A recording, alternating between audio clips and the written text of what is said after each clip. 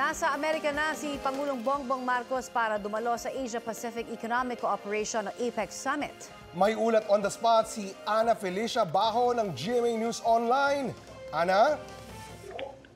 Connie, Oscar, pasado alas 9 ng umaga, oras dyan sa Pilipinas, pasado alas 5 naman ng hapon, oras dito sa San Francisco, California, dumating si Pangulong Bongbong Marcos. Pagkalapag ng eroplanong sinakyan ni Pangulong Marcos sa San Francisco International Airport, diretso na agad siya kasama ang buong Philippine delegation patungo sa South San Francisco Conference Center para sa meet and greet kasama ang Filipino community.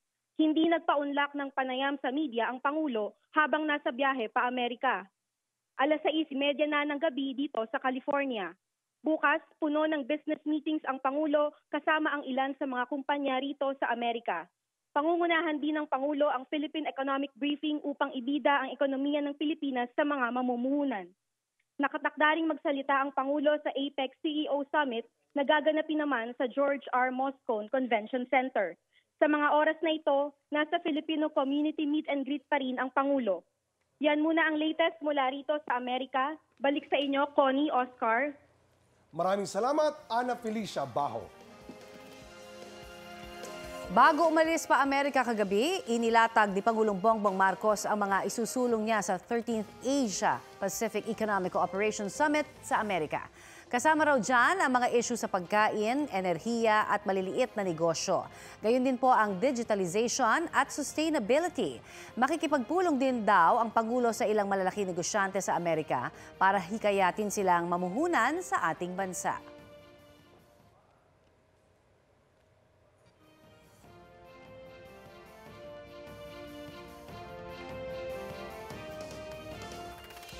I will meet with business leaders and conduct roundtable discussions on the APEC sidelines to once again invite investments to seek business opportunities, promote our exports, and discuss our economic agenda. Bagong-bagong balita, nagkasa ng 3 araw na transport strike ang grupong Piston simula Lunes, November 20. Ang iba pang detalye, antabayanan po maya-maya lang. Balik kulungan ng isang lalaki matapos mahulihan ng umano'y shabu sa Quezon City.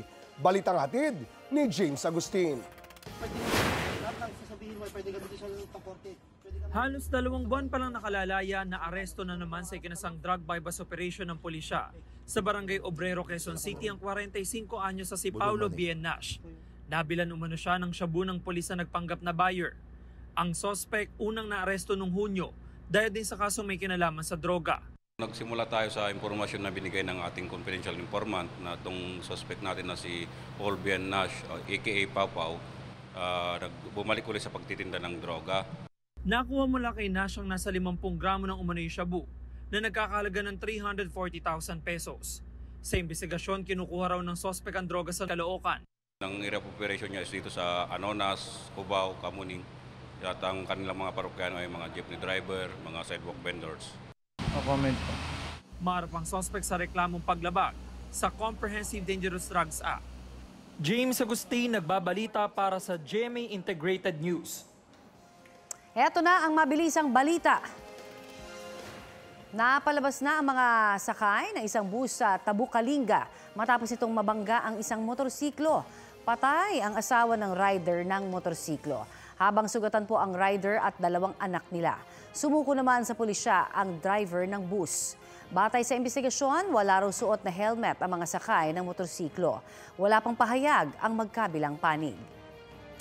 Sa Calawag, Quezon, dead on the spot naman ang isang babae matapos mahulog mula sa sinasakyan niyang motorsiklo at masagasaan ng delivery van. Base sa investigasyon, bigong makapreno ang driver ng van dahil sa madulas na daan kasunod ng pag-ulan. Nadamay sa aksidente ang isang bahay sa gilid ng highway. Hawak na ngayon ng pulisya ang driver ng van habang patuloy ang investigasyon. Update po tayo sa 3 Chinese POGO workers na nasagip sa Bulacan kamakailan. Lumalabas po ngayon sa investigasyon ng PNP na tinorture umano sila para pilitin ang mga kaanak na magbayad ng ransom. Balitang hatid ni June Veneracion. November 10 nang ma-rescue ng mga otoridad ang 3 Chinese pogo worker sa May Kawayan, Bulacan. May mga sugat sila at hirap makalakad ng maayos. Sa bahay kung saan sila nasagip, nadiskubre ang vice grip pliers at martilyo. Meron din tayong hammer and pliers, no, na pinambunot ng kuko nitong victim. Ginamitan siya ng pliers kasi may na-retrieve kaming pliers at may mga dugo na nakakalat doon sa floor. Sabi ng PNP-AKG, ang pag-torture sa mga victim ay karaniwang paraan ng mga Chinese kidnapper para puwersahin ang kanilang mga kamag-anak na magbayad ng ransom. 10,000 USDT o cryptocurrency daw ang hinihingi ng mga suspect. Pinadala pa raw sa mga kamag-anak ng mga biktima ang kanilang mga litrato at video habang nakaposas at nakapiling. Ito po ang isang ginagawa ng mga kidnappers, no? Para makapag-demand ng pera. Pinakikita nila na sinasaktan nila ang kanilang mga victims. Sinampahan na ng reklamong kidnapping, serious illegal detention at illegal possession of firearms ang 2 Chinese na nahuli sa operasyon. Sinusubukan pa naming makuha ang panig ng mga suspect. Inaalam din kung meron pa silang kasama o kung may kaugnayan sila sa iba pang kidnapping case. Base sa datos ng PNP Anti-Kidnapping Group, ito ang unang pogo-related kidnapping case na naitala ngayong taon. June Veneracion, nagbabalita para sa GMA Integrated News. Abiso sa ating mga kapuso nating motorista, asahan daw ang mas heavy-gat na trapiko sa Metro Manila ngayong holiday season. Sabi ng MMDA, 15% ang inaasahang madadagdag sa volume ng mga sakyang bumabiyahe sa NCR, lalo na sa may EDSA. Pero nakahanda na raw ang ahensya para pagaanin ang daloy ng traffic. Posible umunong makatulong dyan ang 11 a.m. to 11 p.m. na adjusted mall hours. Nitong Lunes, ipinagbawal na rin muna ang road repair sa Metro Manila, maliban sa mga flagship project ng pamahalaan. Tatagal yan hanggang January 8, 2024.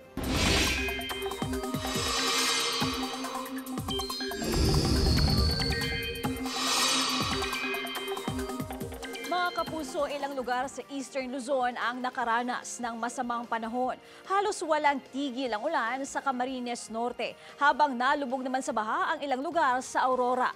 Balitang hatid ni James Agustin.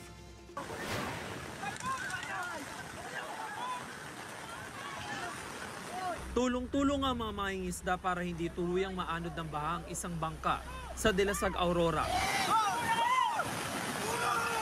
Ang 2 pang bangka hindi na nila naisalba. Itinaas na rin nila ang mga natitirang bangka para hindi maanod. Ang ilang kalsada naman lubog sa baha. Pahirap pang lumusong ang ilang residente na may karga pang bata. Ang isang truck na paatras dahil sa taas ng tubig. Pahupain muna raw nila ang baha para hindi masira ang karga nilang produkto. Swimming pool na yung bahay namin. Sa bayan ng Kasiguran, pinasok na ng tubig ang ilang bahay kasunod ng magdamag na ulan. Lubog din sa baha ang isang detour road doon. Hinahampas sa malalakas na alon ng Bagasbas Beach sa Daet, Camarines Norte. Makulimlim din ang langit. Halos wala ring tigil ang ulan. Ayon sa Pag-asa, shearline na resulta ng pagsasalubong ng malamig at mainit na hangin ang nagpapaulan sa Aurora at Camarines Norte. James Agustin, nagbabalita para sa GMA Integrated News. Sabi ng Pag-asa, shearline pa rin ang magpapaulan sa ilang bahagi ng Luzon at Visayas ngayong araw. Asahan ang maulap na kalangitan na may kasamang ulan. Apektado rin ang Metro Manila. Higit na uulanin ang Southern Luzon sa mga susunod na oras base sa rainfall forecast iyan ng Metro Weather. Posible rin ang ulan sa ilang panig ng Northern Luzon at Mindanao. Bukod sa shearline, umiiral pa rin itong hanging amihan sa ilang bahagi ng Luzon habang mga local thunderstorms sa iba pang bahagi ng bansa. Wala pa ring epekto sa lagay ng ating panahon ang binabantayang low pressure area sa Pacific Ocean o nasa layong 1,275 kilometers silangan ng northeastern Mindanao. Posible pa ring maging bagyo ulit ang nasabing LPA sa mga susunod na oras. Inaasahang papasok ito sa Philippine Area of Responsibility. Kung sakali, tatawagin iyan sa local name na Bagyong Kabayan. Paalala po sa mga kapuso nating mangingisda o may maliliit na sasakyang pandagat. Dahil sa amihan, maalon at delikado ngayon ang pumalaot sa dagat na sakop ng Ilocos Provinces, Cagayan Valley Region, Aurora at sa ilang baybayin ng Quezon, Bicol Region at sa Samar Island. Simula po ngayong araw, ibibigay na ang year-end bonus at cash gift sa mga kwalipikadong kawani ng gobyerno. Sabi ni Budget Secretary Amena Pangandaman, katumbas po ng isang buwang sweldo ang bonus, habang fixed naman sa 5,000 pesos ang cash gift. Kwalipikado ang kawani kung nagsilbi siya ng hindi bababa sa 4 na buwan mula January 1 hanggang October 31 ngayon pong taon at nasa serbisyo pa rin. Kabuang 69.4 billion pesos ang inilabas na budget ng gobyerno para po dyan. Isinusulong sa Kamara na itaas ang salary grade na basehan ng pensyon ng mga kawani ng gobyerno na aabutan ng mandatory requirement age o retirement age. Ang epekto nito sa pondo ng GSIS sa balitang hatid ni Tina Panganiban Perez. Sa December 16, 2025, 65 years old na si Jessie Benjamin ng Legislative Security Bureau ng House of Representatives. Masasakop na siya ng mandatory retirement. Umaasa si Jessie na pagdating ng panahong yon, batas na ang kakapasa pa lang na panukala sa House Committee on Civil Service and Professional Regulation na ginagawang automatic ang promotion ng mga opisyal at empleyado ng gobyerno sa mas mataas na salary grade level sa kanilang mandatory retirement. Masaya yun. Very good. Ano ba yung madadagdag pag one salary grade higher? Siguro mga 2,000 to 3,000 siguro, ma'am. So pwede na yun? Pwede na yun, ma'am. Malaking bagay na yun. Automatic na po. Mas mataas ang makukuha na kanilang mga retirement benefits. Hindi sakop ng panukala ang voluntary retirement na pwedeng gawin ng mga 60 years old pataas. Sa GSIS nanggagaling ang pensyon ng mga nagre-retiro sa gobyerno.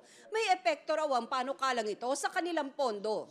The effect on the fund life, if we apply one grade higher salary for retirement benefits, will be a reduction of 2 years, but that is based on 2019 data.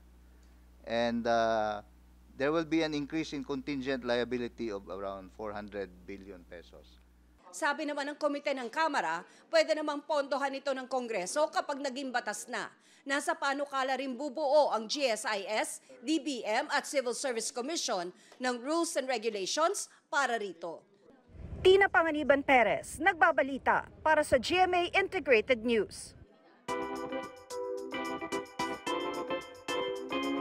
Limitless na talent ang hatid ni The Voice Generations coach Julian San Jose sa kanyang newest song na Something.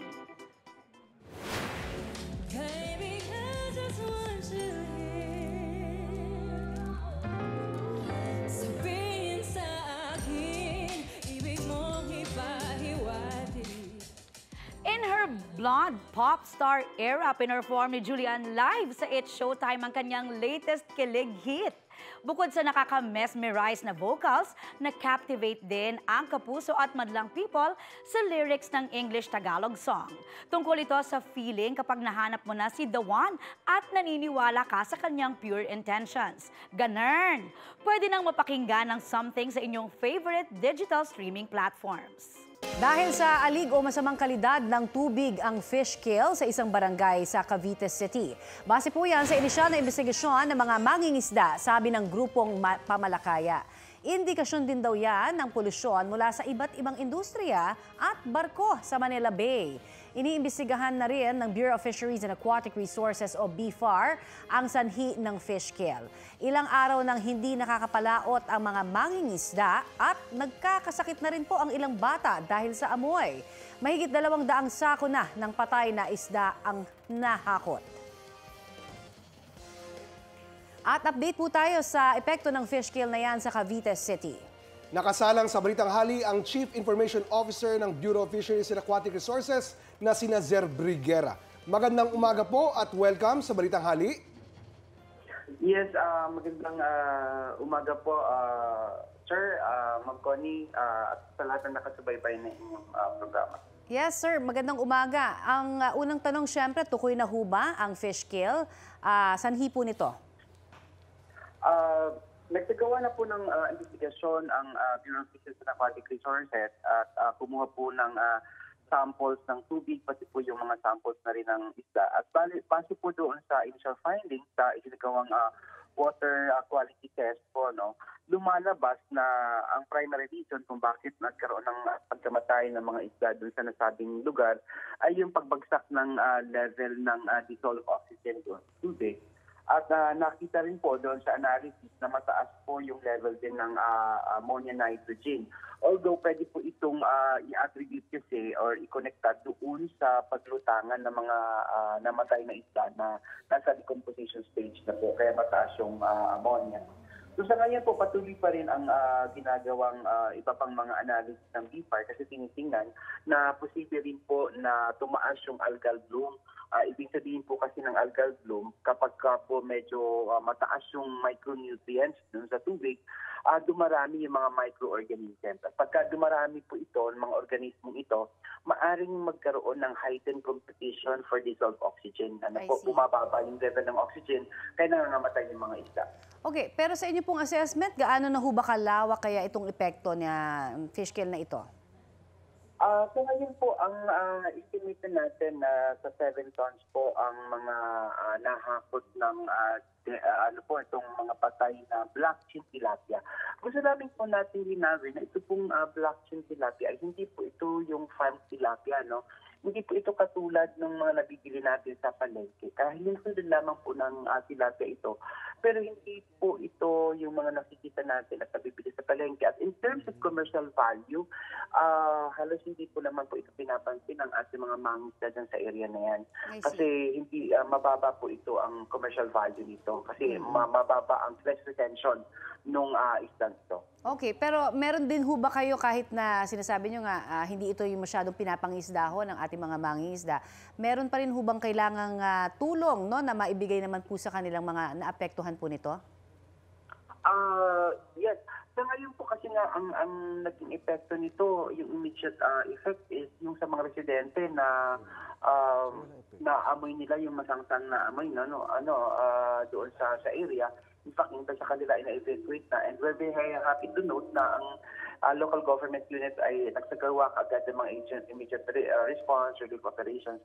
But as with the Bureau of Fisheries and Aquatic Resources po, ma'am, we are in close coordinations with the LGU kung ano yung pwedeng maitulong in terms of livelihood dun sa ating mga mangingisda. Pero just like what I've said, yung impact po nito kasi medyo mababa naman po itong commercial value ng mga isdang ito po na Alright.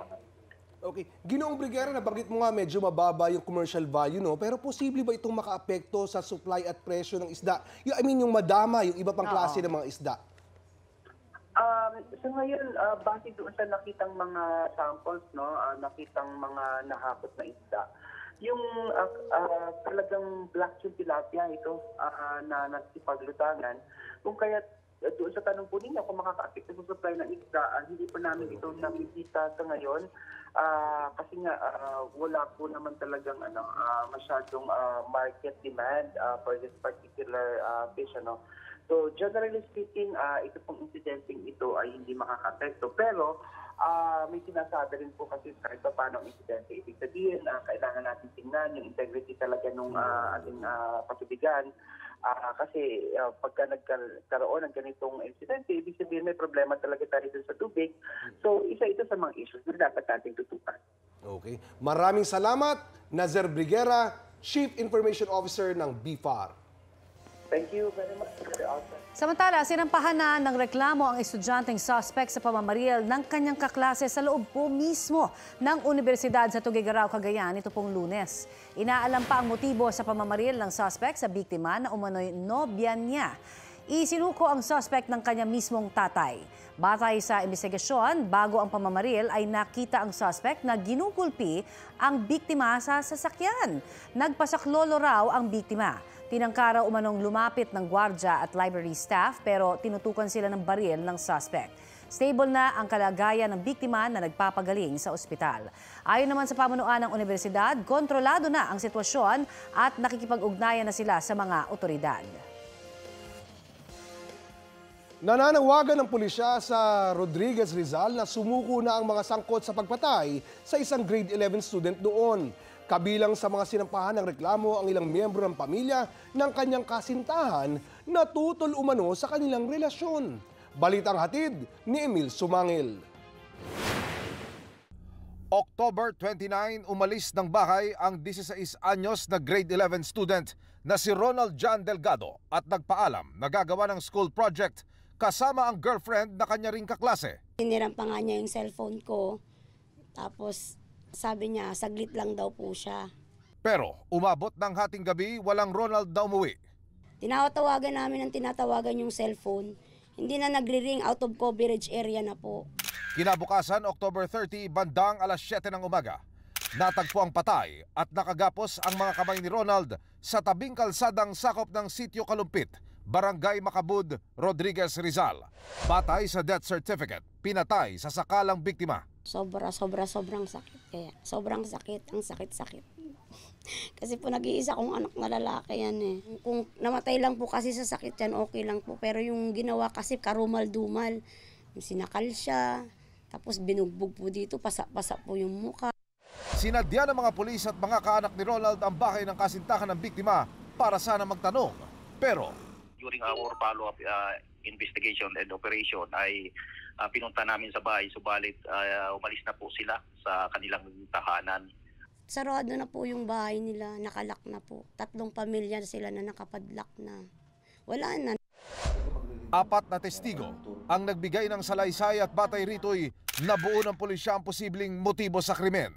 Ang nakikita po naming motibo dito ay ang pamilya po ay gustong paghiwalayin ang anak nila doon sa biktima po. Ang nakikita pong motibo dito po sa pagpatay sa ating biktima ay galit. Ito pong biktima ay mayroong girlfriend na minor na base po sa salaysay pa rin ng ating mga witnesses, nalaman yung kanyang pakikipagrelasyon sa ating biktima. Ayon sa kwento ng mga testigo sa pulisya at sa pamilya ng biktima, kontra raw sa pag-iibigan ni Ron at kanyang kasintahan ang pamilya nito. Yung babae daw po kasi is naka-arrange marriage na. Parang edad na lang ho ng babae para maibigay na siya dun sa ipapakasal. Bago raw matagpo ang patay si Ronald, nakapag-chat din daw ang girlfriend nito sa kanilang mga kaibigan at ang sinasabi, sunduin daw si Ron sa kanilang bahay dahil may problema. Sabi niya, puntahan nyo dito si Ron kasi nahuli kami ng kuya ko. Sabi niya baka bugbugin. Inihain na ang reklamong murder laban sa isang grupo ng mga personalidad na umunoy puro kaanak ng kasintahan ng biktima. Sa ngayon sir, meron tayong isang pamilya na sasampa ng demanda. Kung maaari po, hindi muna namin babanggitin po sir ang mga pangalan nila. Kami po ay nananawagan na kung maaari po sana ay sumuko na po kayo sa mga otoridad nang sa ganun po ay mabigyan linaw po ang pangyayari ang pagkamatay po ng isang batang biktima. Kasama rin sa ipinagharap ng demanda ang kasintahan ng biktima na hindi na rin makita. Dahil po siya ang huling nakasama ng ating biktima, ay ikinoconsider din po siyang POI. Kung mahal mo talaga yung kapatid ko, please sabihin mo na yung totoo.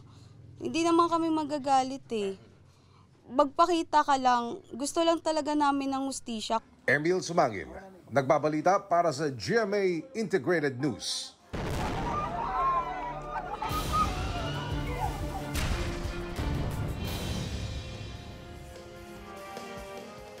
Nakarating na po dito sa Pilipinas ang 14 pa nating kababayang lumikas mula po sa Gaza. Kasama po rin nila ang 6 na Palestinian na asawa ng ilang Pinoy. Ayon sa Department of Foreign Affairs, makakukuha ng tulong pinansyal mula po sa kanila ang lahat ng mga kababayan nating lumikas mula sa Gaza. Mamayang hapon, inaasahang darating po ang 13 pang Pinoy at 6 na Palestinian. Posible po sila na raw ang last batch na uuwi sa Pilipinas mula sa Gaza. Ni-raid naman ng puwersa ng Israel ang pinakamalaking hospital sa Gaza. Ayon sa Israeli Defense Forces, precise targeted operation laban sa mga miyembro ng grupong Hamas ang ginawa nila sa compound ng Al-Shifa Hospital. Batay raw sa kanilang impormasyon, may command center ang grupo ng ilalim ng ospital. Doon daw nananatili ang mga hostage nila. Itinanggi naman yon ng Hamas. Kinundi na rin ng Gaza Health Ministry ang raid. Ang mga natrap naman sa ospital, plano ng i-mass grave ang mga namatay roon na umabot na sa mahigit 100. Nagsisimula na raw kasing ma-decompose ang mga bangkay na nagdudulot ng acute sanitary crisis. Una nang napabalita na nauubusan na ng supply ang ospital pero hindi mailikas ang mga pasyente dahil sa mayat-mayang airstrikes ng Israel sa paligid nito.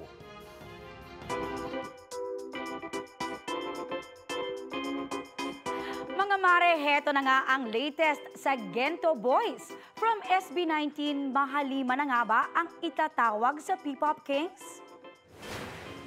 Trending kasi sa netizens ang mahalima na endearment ng 18 sa grupo. Kasunod yan ng pagkatanggal ng 5 members ng Word na SB19 sa kanilang Instagram handles at bios. June nang umalis ang grupo sa agency na ShowBT. Sinundan ito ng pag-launch nila ng sariling kumpanya na 1Z Entertainment. Sa FB post na shinare ng bago nilang label, kapansin-pansin na tinawag din ang grupo na Mahalima. Sa isa pang post ng 1Z Entertainment, inanunsyo naman na canceled na ang pagtatag world tour ng P-pop group sa Singapore ngayong araw. Humingi sila ng paumanhin. Sinubukan daw nila na gawin ng lahat para matuloy ang show, pero kinailangan itong kanselahin para sa well-being ng kanilang artists. I-refund daw ang nabiling tickets. Yum, yum, yum! Ping, ping, ping!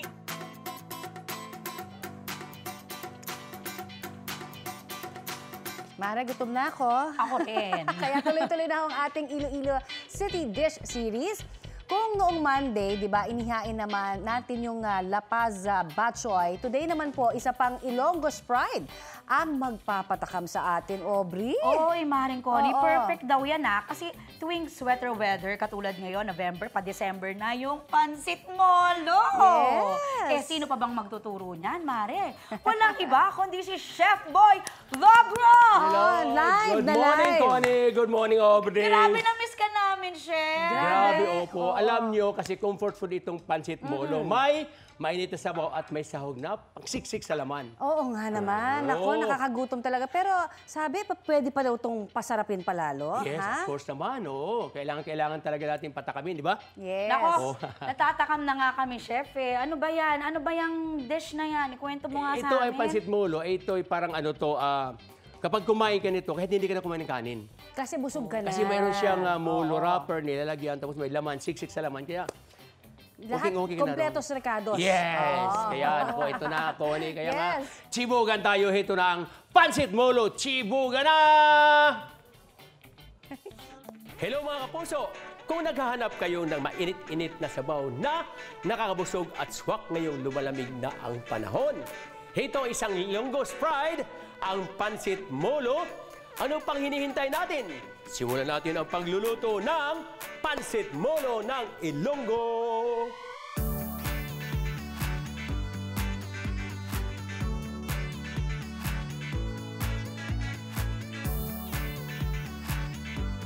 Okay, siyempre naman unang-una mayroon tayong tinatawag na giniling, ground pork.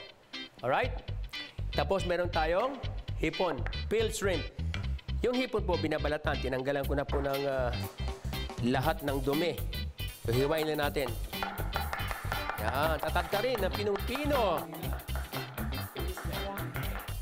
Yan na yan. Lagyan natin dito.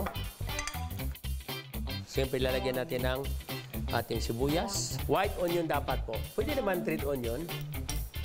Garlic na. Yan. Crispy. And then, sesame oil. Kalahati, mamaya-maya kalahati. Lagyan natin ng secret ingredients. Oh. Then, yum, ping, ping, ping. Salt, siyempre. At lagyan natin ng, woho! Kita mo na. Black pepper. Para kumpleto. White, black. Nandiyan lahat. Lagyan natin ng kunting yum, ping, ping, ping. MSG, okay. Then, spring onion, yun. Kasi masarap talaga sa mulo, may spring onion. Okay. spring onion. Lagyan natin isang pirasong itlog.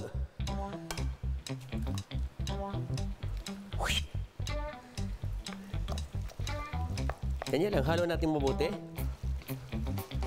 Yun, haluin mabuti para mag-incorporate yung hipon at saka ground pork.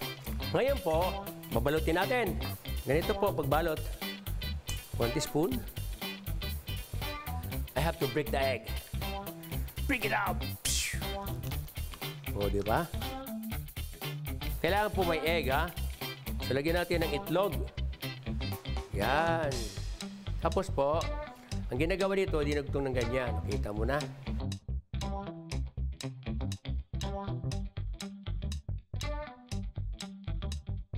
Ang gagawin natin, isutin natin ang garlic bago natin lagyan ng soup stock. Okay, konting mantika. Konti lang. O, 2 tablespoon. Then, of course, the garlic muna. Filipino tayo, kaya garlic muna. Alright, onion. So, mayroon tayong pork and shrimp stock. Yung kanila, yung balat ng hipon, pinakuluan ko, nandito na lahat. Lagyan natin yung stock. Shrimp and pork stock. Yo. Itong pansit molo ay ipinangalan sa Molo District ng Iloilo City. Kahit pansit ang tawag dito, wala talaga itong noodles. Ang meron dito ay ground pork at pinalot sa molo wrapper. So, dalagyan natin ng konting molo. Ang ginagawa nila, yan, molo pa rin. Kasi lalagyan nila ng ganito para po, parang may noodles, pero hindi noodles, hindi pansit. Molo talaga. Right. Yan natin dyan. Yun, bago natin ilagay ang molo. Yehey! Lagyan lang po natin ng konting sesame oil. Konti lang. Konting salt. Yum, yum, yum! Ping, ping, ping! Then, buti salo. Black pepper. Ayun, o. Lagyan natin ng konting pampalasa. Uy, kumulo na. Look at that. O, di ba? Parang may noodles lang.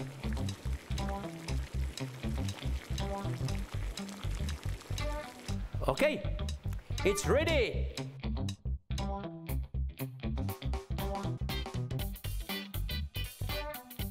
Lagyan natin ng konting garlic.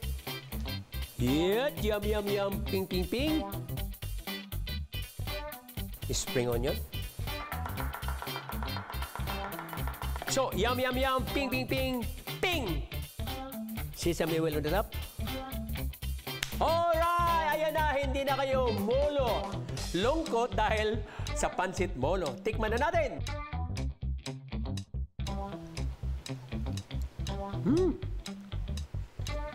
Naimit good.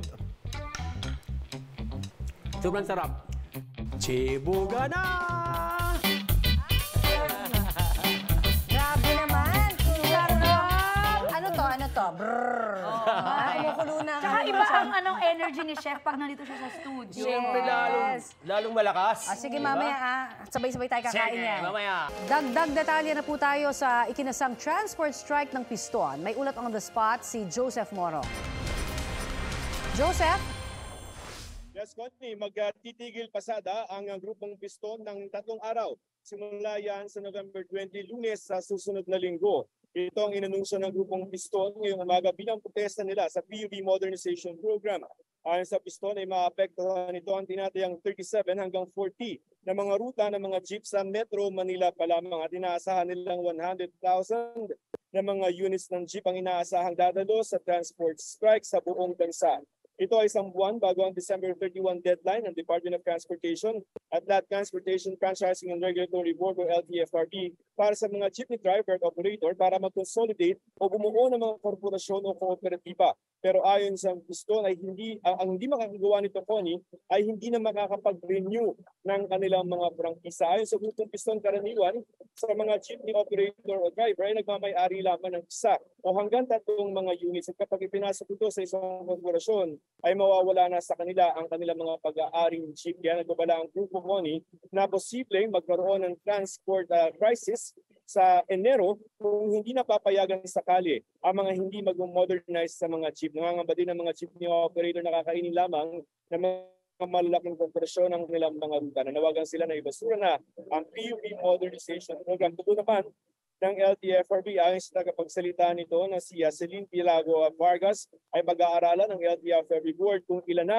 yung mga nakakonsolidate na mga units ng mga jeep at kung may magiging epekto ang gagawing transport strikes sa Lunes. Makikipag-ugnayan din daw ang LTFRB sa iba't ibang ahensya ng pamahalaan para masiguro na kung may malaking epekto yung transport strike sa Lunes ay may masasakyan yung ating mga kabayan simula Lunes hanggang Miyerkules yan. Sa susunod na linggo. Maraming salamat, Joseph Morong.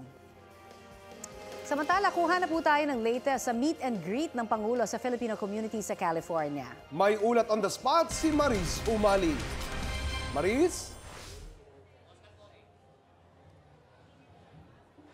Oscar, Connie, mag-alas 7:30 ng gabi ngayon dito sa San Francisco sa California at katatapos-tapos lamang ng ginanap na meet and greet ni Pangulong Bongbong Marcos with the Filipino community dito sa South San Francisco Conference Center na unang aktibidad ni Pangulong Bongbong Marcos pagkalapag niya dito sa Amerika. At kahit gabi na nga ang aktibidad, maagang nagdatingan dito ang ating mga kababayan. Sabik na makita ang Pangulo. Ayon kay Dory Cachuela Paniza, Daily City Arts and Culture Commissioner at isa sa mga Philcom leader na nakausap natin, nais nilang ilapit sa Pangulo ang ilan sa mga isyong kinakaharap nila gaya ng kawalan ng pabahay dahil sa mahal na presyo nito habang nananatili sa minimum wage ang sweldo ng ilan sa kanila. Kakulangan ng trabaho rito para sa kanila, pati na rin yung Asian hate crimes. Nagpapasalamat sila sa pagpunta rito ng Pangulo. Kung may pagkakataon daw na mabigyan sila ng kabuhayan sa Pilipinas, ay handang bumalik ang ilan sa kanila doon. Mahigpit ang ipinatupad na seguridad pero aabot sa halos 300 mga ralista mula sa Bayan USA, Malaya Movement USA at community allies ang nagprotesta sa harap ng conference center. Layunin daw ng rally na ipaalam ang mga hinaing ng mga migranteng Pilipino kay President Marcos Jr. at sa mga Philippine consulates na magbigay ng maayos at sapat na serbisyo sa mga Pilipinong nangangailangan ng tulong. Kinokondena rin nila ang Asia-Pacific Economic Summit kung saan dadalo si Marcos Jr. kasama ang iba't ibang mga Asia-Pacific leaders para gumawa ng mga polisiya na makakaapekto sa mga manggagawa sa Asia-Pacific. Sa kanyang talumpati naman, pinasalamatan ng Pangulo ang mga kababayan sa suporta sa eleksyon para mailuklok sila ni Vice President Sara Duterte sa pwesto. Pinasalamatan din niya ang mga OFW na siyang lagi raw bumubuhay sa ekonomiya, lalo na kapag nakararanas ng financial crisis ang ating bansa o kahit pa yung buong mundo sa pamamagitan ng remittances. Ang Amerika ang biggest single source ng OFW remittance ng Pilipinas. Ayon sa Pangulo, bukod sa negosyo at investment, napakahalaga raw ng pagdalo ng Pangulo sa 30th APEC Leaders Summit na isa sa may pinakamalaking delegasyon dahil kailangan daw nila makausap ang mga kalyado pagdating sa issue ng tensyon sa South China Sea. Isa rin daw sa pinakamahalagang maisakatuparan ang digitalization ng mga transaksyon sa gobyerno, kaya nakatakda rin niyang makapulong ang ilang negosyanteng kabilang si Elon Musk at ilang mga TikTok officials. At kanina, pagkatapos nung talumpati ng Pangulo, ay nagkaroon din siya ng pagkakataon na maka-selfie, makapagpa-photo opportunity with the Filipino community. Hanggang sa paglabas niya, pinagkaguluhan siya, pero nagpaunlak siya ng mga litrato sa Filipino community dito sa San Francisco, pati na rin sa iba't ibang mga estado dito sa Amerika na dumayo dito sa kanilang Filipino community meet and greet. At yan ang pinakasariwang balita mula rito sa San Francisco, sa California. Balik sa inyo, Connie at Oscar. Maraming salamat, Maris Umali. Mga kapuso, para sa mga maiinit na balita, mag-subscribe sa GMA Integrated News sa YouTube. Sa mga kapuso abroad, subaybayan niyo po kami sa GMA Pinoy TV at sa www.gmanews.tv.